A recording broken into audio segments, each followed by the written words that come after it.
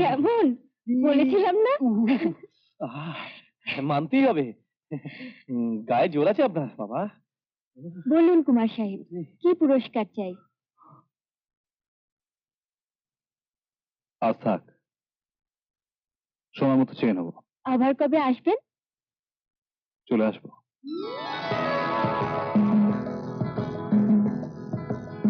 আবার কবে আসবেন? চলে আসবো।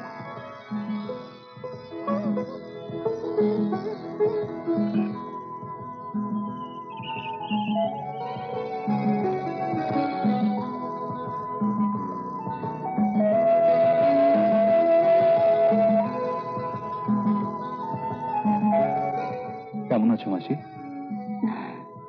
লীনা কোথায়? সে তো বাহিনী বাবা। ও, বসবে না বাবা, কেক বানিয়েছি।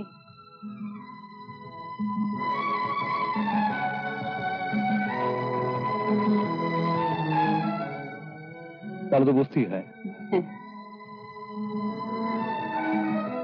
বলুন কুমার সাহেব, কি পুরস্কার চাই? আজ থাক, সময় মতো চেয়ে নেবো। আবার কবে আসবেন? চলে আসবো। এই নাও বাবা, কেক নাও। ও হ্যাঁ,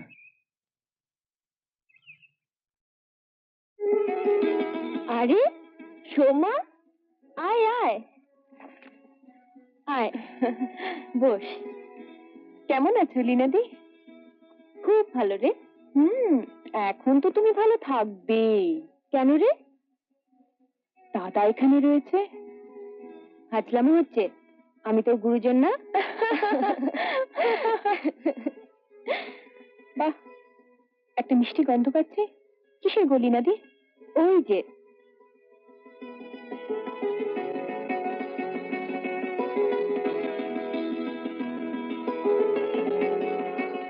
আচ্ছা লীনাদি, ধূপকাঠির ব্যবসা সম্বন্ধে তোমার কিছু জানা আছে?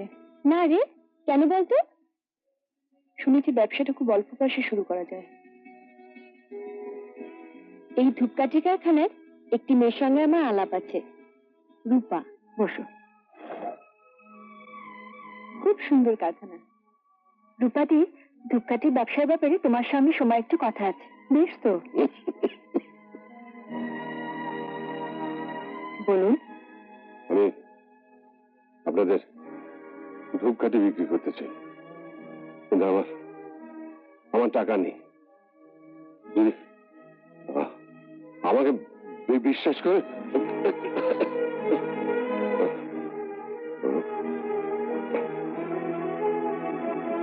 কি হলো আপনার? কিছু না, কিছু না, এই মাথাটা একটু ঘুরে গেল, আর কিছু না। রূপাদি, আজ আমরা আসি।